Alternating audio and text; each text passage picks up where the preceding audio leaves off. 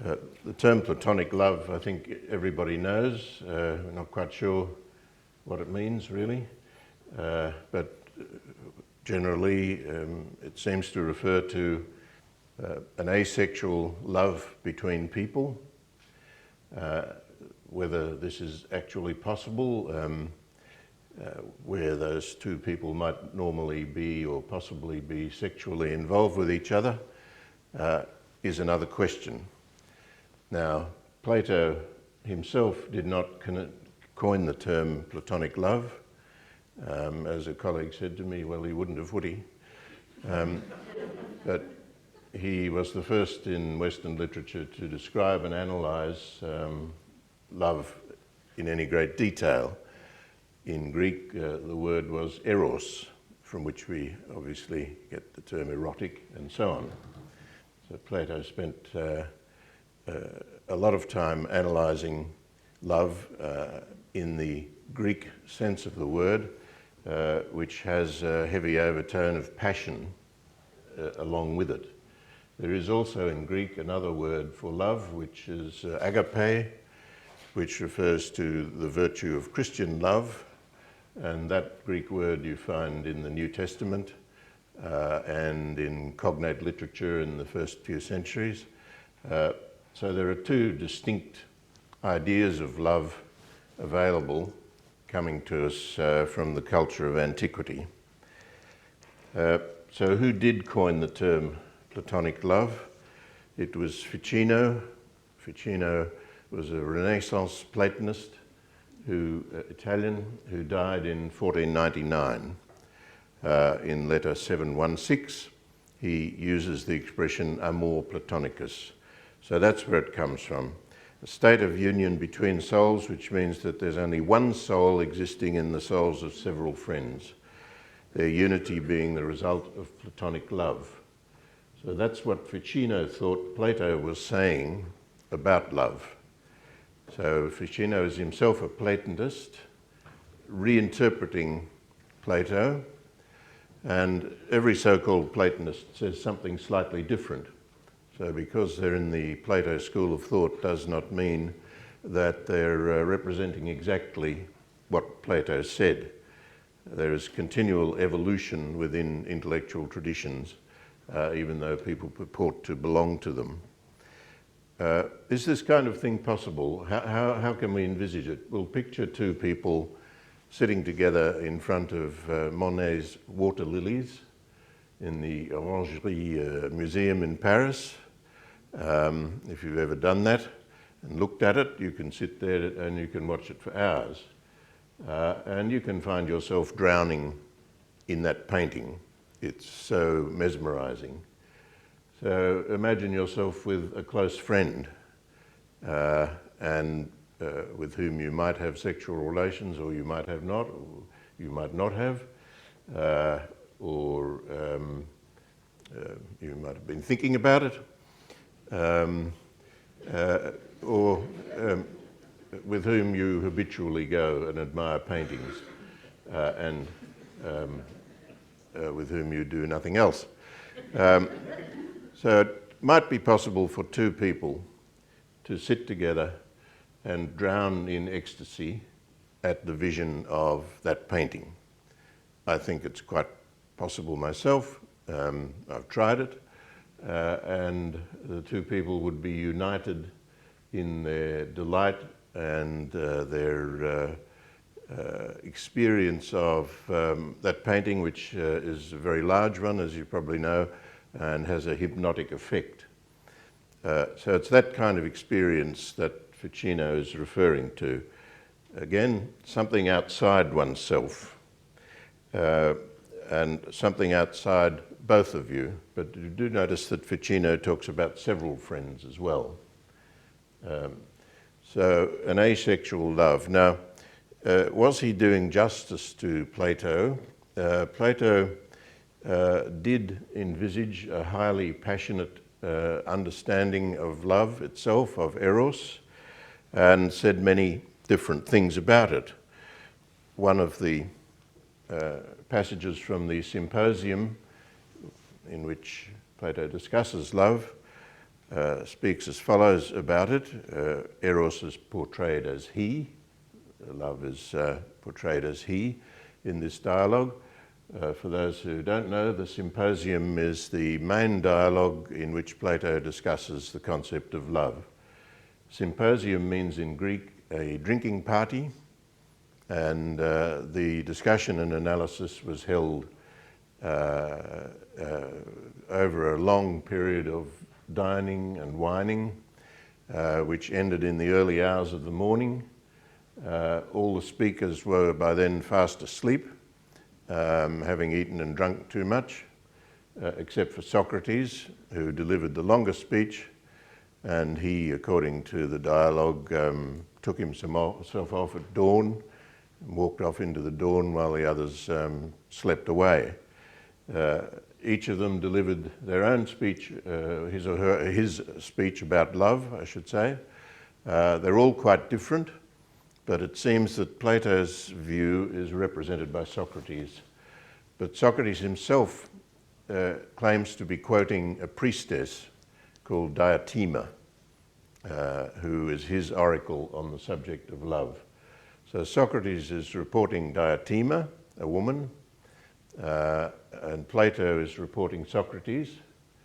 And it seems that Plato's views lie with those of Socrates and Diotima, but there are other speeches which are equally interesting. This particular quote here is one of the more severe passages in which Socrates, Diotima, or Plato, whoever it is, discusses love. Eros is always poor.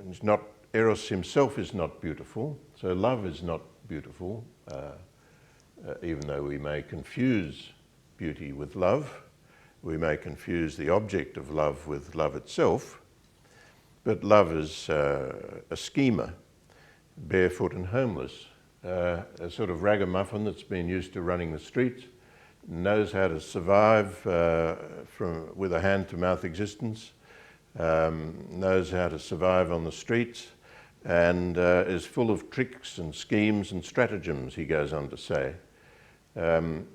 His constant companion, he's the constant companion of lack. And this is key to Plato's analysis, that love is about lack. The Greek word is endeia, that love is about the absence of something. And this means that Plato attempts to cast Eros in a needful way, as a schemer, a strategist, wily, not particularly lovely or lovable in himself. So Plato separates the object of love from the nature of love and gives a very severe and ironic characterization of it. Now, the Greek literary sensibility is, of course, that you can jest about serious things. This is one of the things the Romans didn't like about the Greeks, that they took serious things lightly or spoke ironically when dealing with subjects of the utmost importance. And this is characteristic of the Greek dialect all the way through.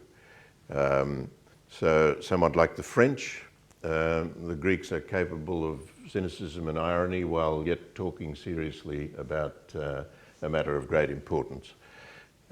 So a lot of this is a little bit jokey, and there are constant allusions to Socrates' love for small boys and how irritating he can be hanging around them.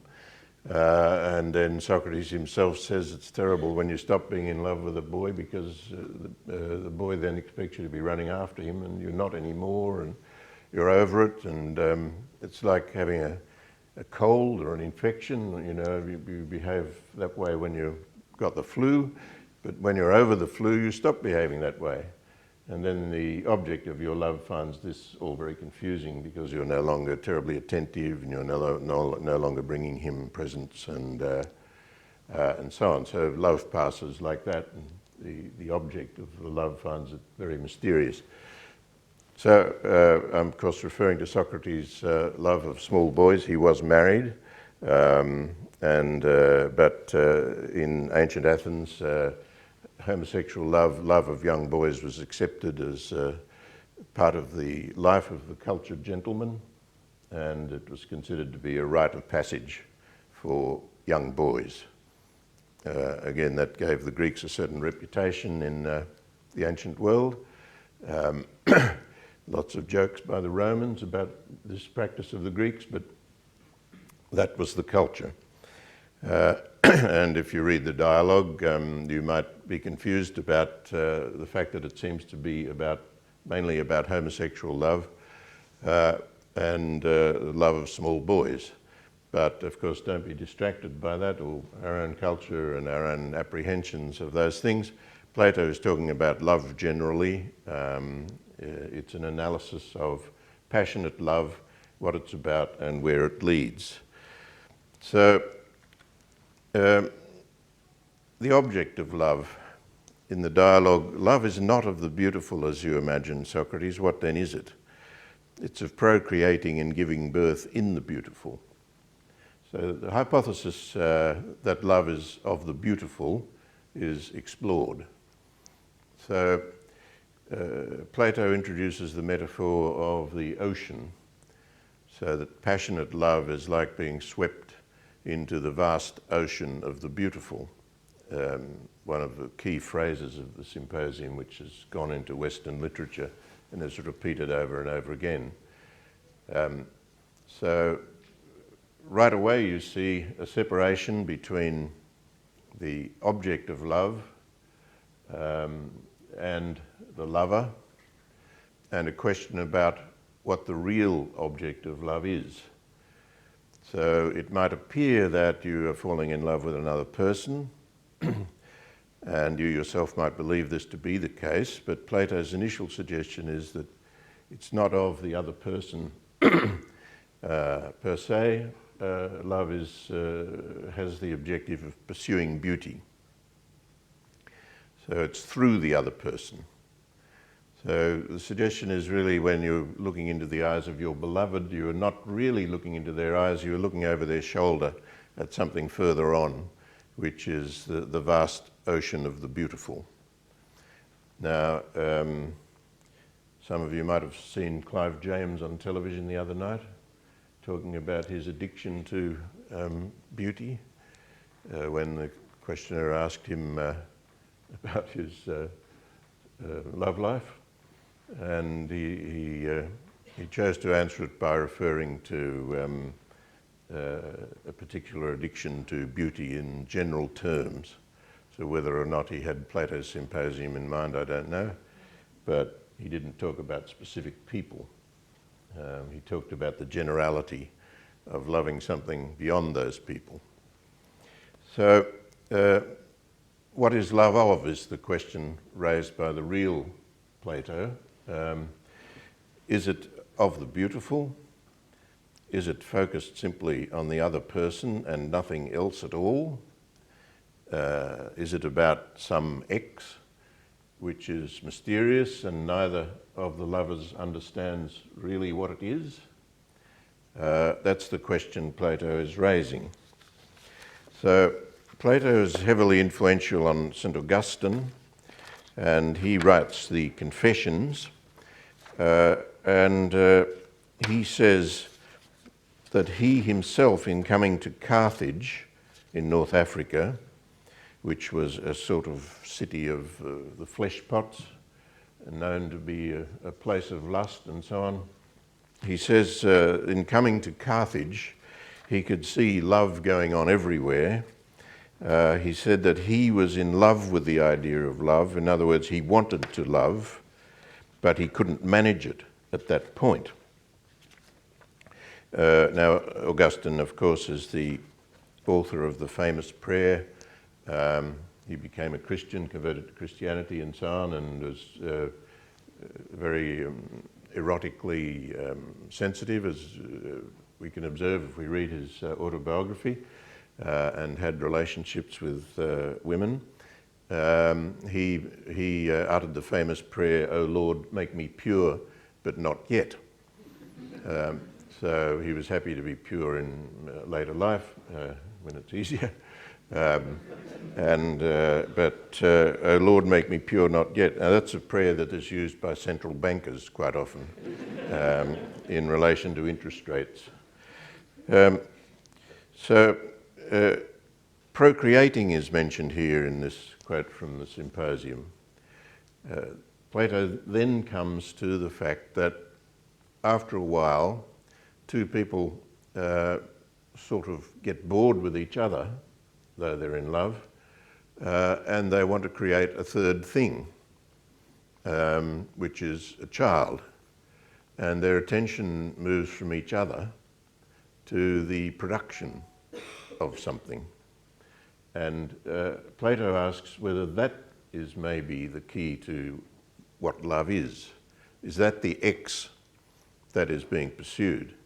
The creation of a progeny of some sort. And he further asks whether giving birth within beauty is what it's about. Now, Plato starts from the actual experience of love of human beings. In that sense, he's extremely grounded, much more grounded than his follower Ficino, who makes Platonic love into an abstraction and about a spiritual love which unites people, quite unrelated to their bodies or their sexual experience. Plato grounds his love in actual human sexual experience and is very attentive to it. So that's his next observation, that love might be about creating something. And then he further generalizes that into, well, it's not just about children, it's about creating numerous things. It could be about creating laws, legislation, culture, great buildings, and so on. So is love really about that objective, doing something which is an enormous achievement of some moral or spiritual kind, but carried out in beauty, whatever he means by that. The idea of doing something in beauty. So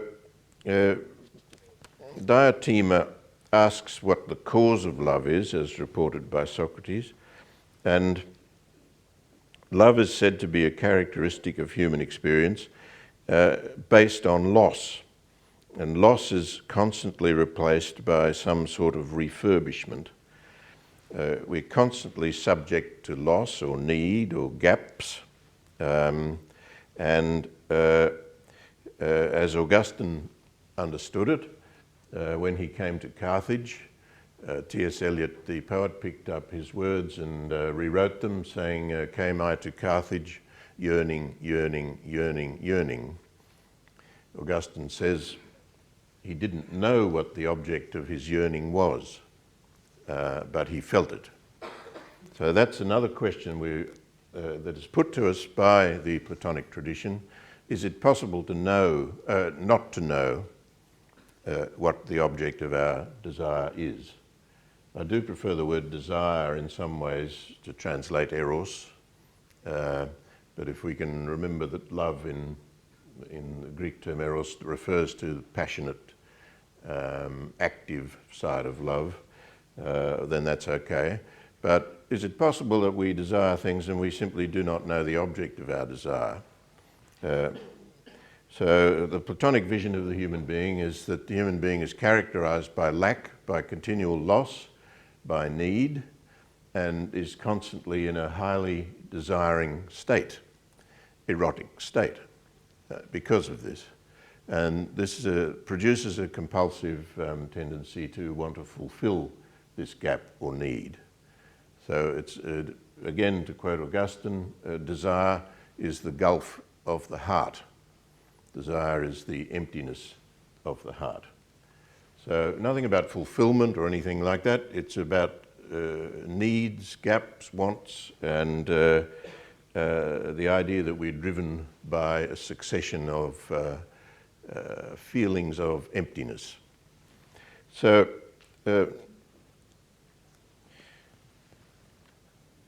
men who are thus enjoy much greater fellowship with each other than that which comes with children, and a far more stable relationship, since the children of their union are more beautiful and more deathless. So these are now the metaphorical children. This is the production of these other things which are not genuine children. So underlying all this is, again, the question from Plato, people who fall in love and then seek to have children, are they making some kind of mistake about what it is they really want? So they end up with a baby, but really they wanted, to build a building. There is always this question about whether one is mistaken about the object of one's desire and whether one can be. That's, in a way, the essence of the Platonic vision of human nature, that there is a question about what is really wanted. So, the Mantinean friend says, this is Diotima, above all others, life is livable for man as he contemplates beauty itself. When once you see this, it will seem to you to be far superior to gold and clothing, beautiful boys and youths, the sight of whom now astounds you and causes you and many others at the sight of and constant companionship of your little darlings to refrain from food and drink, if that were somehow possible, to gaze on them only and be with them. So here she's making fun of his preoccupation with all these beautiful little boys, and how he's sort of pining after them and he can't eat and drink and so on. It's far superior to this love of boys when you contemplate beauty itself. Now, we have to understand here that Plato believes that there is such a thing as beauty itself. So there are not just beautiful people or beautiful paintings or beautiful buildings. There is over and above that pure beauty. This is what's called the Platonic theory of forms. And I won't go into that now, but Plato did believe in transcendent entities, and this is what leads him to think about whether human beings are actually striving after the form of the beautiful. He also believed in the form of the good, so that what you might actually be doing when engaging in passionate love is looking for something higher and purer. And this is, of course, the vast ocean of the beautiful to which he refers. One escapes from the mean and pettifogging slavery of the single instance and turns rather to the vast ocean of the beautiful, to quote the Symposium. You might see a beautiful person and you think, well, I'll fall in love with that person because of his or her beauty. That's the slavery of the single instance in Plato's view. What you should be doing, in his view, is looking towards the vast ocean of the beautiful, the great pool of beauty in which that person is absorbed and the beauty of that person is absorbed. So the slavery of the single instance is falling in love with one single person. A great joke is made of Socrates' infatuations and his love life and so on. But underlying the dialogue is a great seriousness about the question of human nature and the nature of love, Platonic love, though Plato doesn't himself call it that, as we know. So the idea is that love is polyvalent and is in the very distinctive position of constituting a human drive whose means of satisfaction we may not know. A further important point needs to be understood. Diotima's account places a great deal of emphasis on the object of love's pursuit, and that is beauty itself. We may inquire about eros as a psychological experience, its nature as a means, irrespective of its end. And if there's a general difference between the Phaedrus and the Symposium, these are the two dialogues which talk about love, it lies in this area. The Phaedrus is more concerned with love itself than its object. The object of love is the main concern of the Symposium. So the Phaedrus is the other main dialogue in which love is discussed, and it's there presented as a form of madness which descends upon one, madness which may come and go, but it's not regarded as a negative in that sense. The dialogue also says the greatest blessings come to us from madness. So the Greek word translating here is mania, M-A-N-I-A, and Plato is envisaging here that madness is a sort of possession from above, and it brings its own blessings. And you probably know of the Dionysian orgies that the Greek women indulged in, which they were possessed by a kind of madness, and they tore apart wild animals and drank excessively. And these were religious cultic practices which took place outside Athens and were the province of women only. And plays were written about them by the Greeks. That gives you a bit of an idea of why it might be thought that blessings come from madness. There was space made in Greek philosophy and Greek culture generally for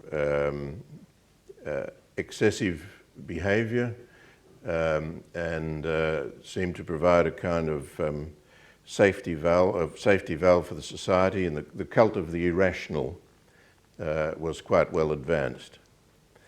So Socrates says in the Phaedrus, compulsion of every kind is said to be oppressive to everybody, and says that the lover may seek to harass his beloved, especially where there is inequality between the two. This is in a long passage where Socrates talks about the irritatingness of the lover to the beloved. The suggestion is that if you fall in love with somebody, just be careful not to irritate them too much by your displays of devotion, because it may become boring to them. So Socrates at this point is in his 60s, and he paints a very comic portrait of the old lover who's driven on by the sting of necessity and whose pathetic desire to serve his beloved can bring no pleasure to the object of his love.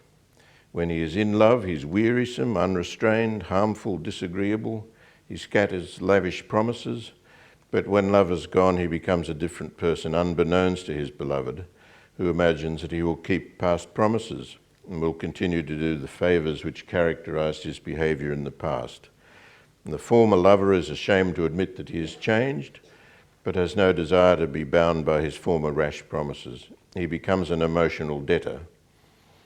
So the friendliness of the lover is not a matter of good intentions, but of appetite to be sated. And it's this point that Socrates quotes a line of verse. He who loves the beautiful is called a lover.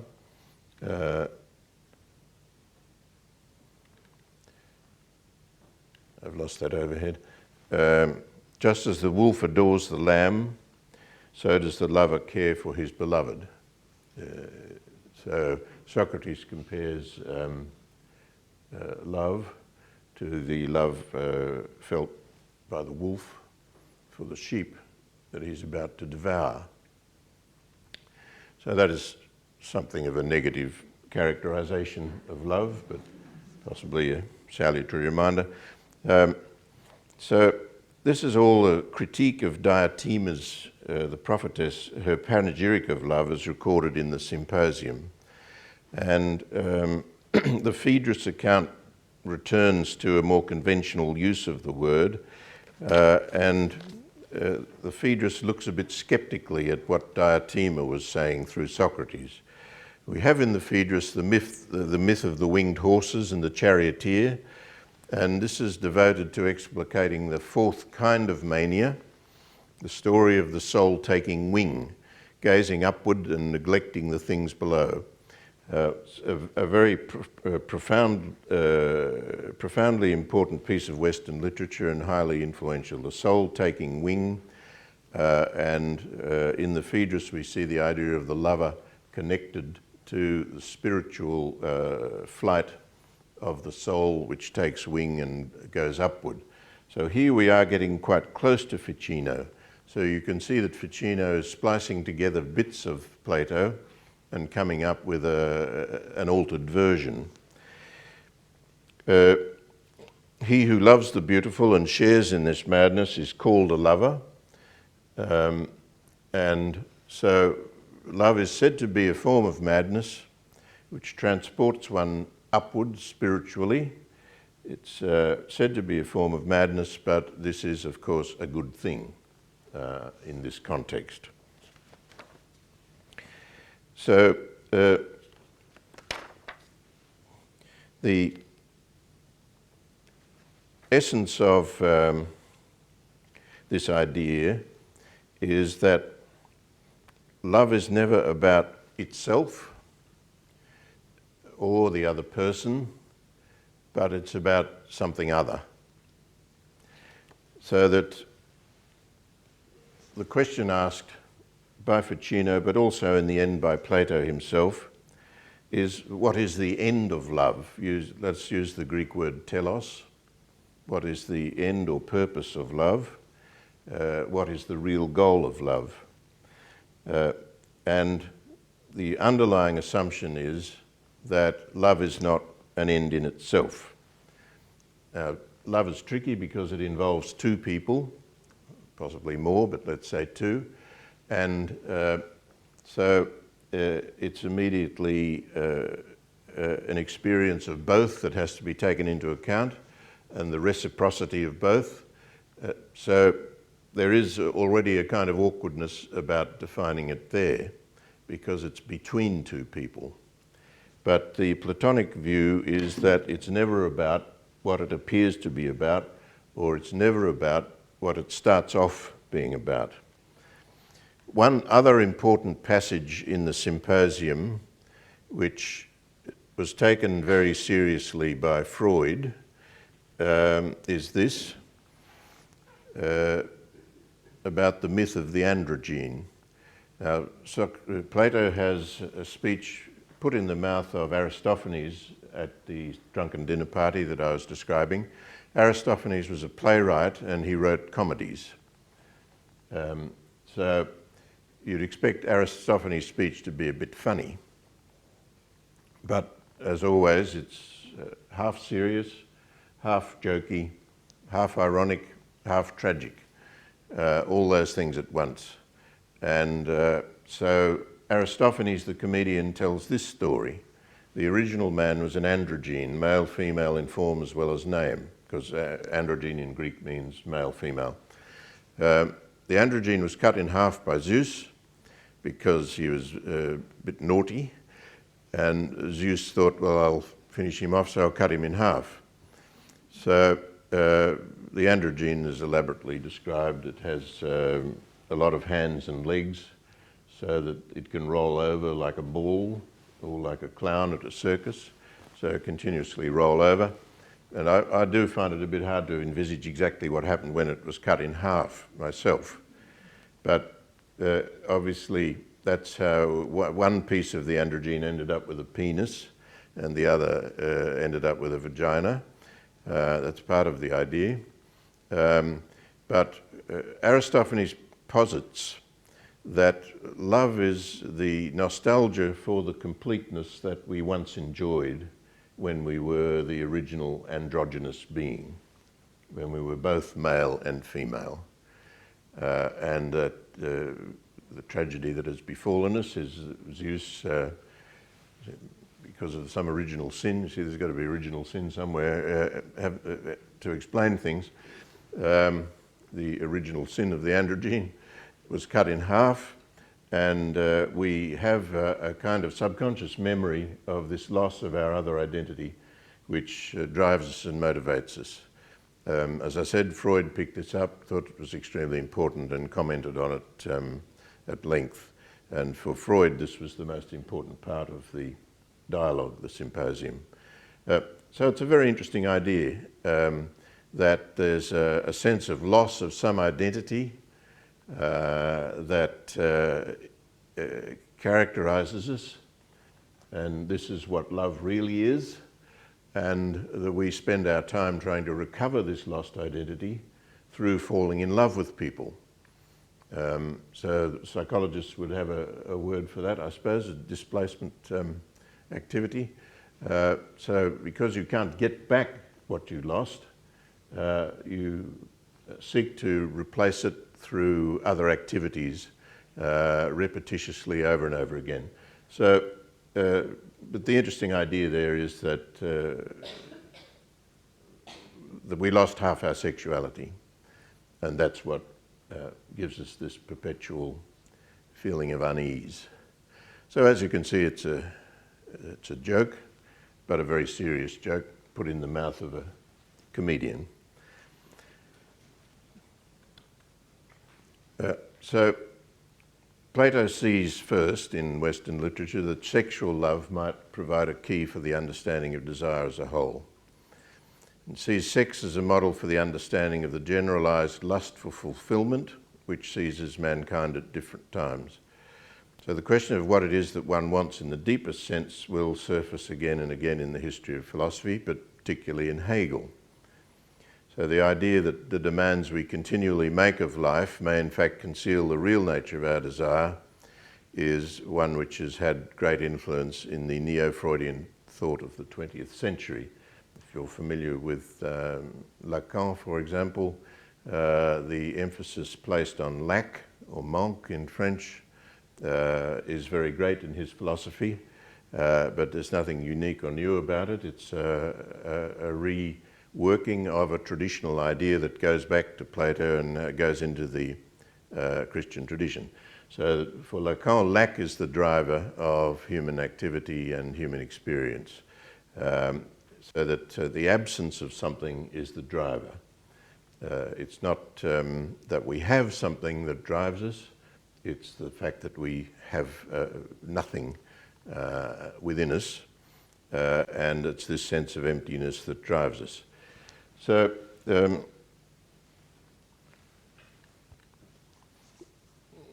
to conclude along these lines then, using the Greek word telos, the alternative to a telos-free account of human sexuality would be to accept it in itself or as an end in itself. But we human beings are unable to do so, either philosophically or emotionally. That's the position I would take. Now, Ficino, both Ficino and Plato drift into the idea of looking for the real telos, or the real object of love. And that means, as Freud did himself, that they negate love. Now for Freud, all kinds of other maneuvers arise out of original sexual experience. Sexual experience is transmuted into perversions of various sorts. The child sucking at the breast is held to be the original experience, the kind of paradisal experience in the garden, which is built into all kinds of other activities in the adult human being. Freud similarly doesn't, or fails to recognize, or refuses to recognize the place of sexual life. He takes the body seriously, which philosophy is often not done, but he does seek to say that sexual life is actually about something else in the end. So the telos is always somewhere else. That starts with Plato, who understands erotic experience extremely well. He jokes about it. He describes it, he satirizes it. It's a matter for comedy, it's a matter for serious analysis, it's a matter for the highest form of writing that he can muster. So it's not as if he's not grounded in human experience at all. In that sense, Ficino transports us with his idea of Platonic love to another place and misrepresents Plato. Plato's starting point is always what is the erotic and how does it work in actual human experience. So there are elements of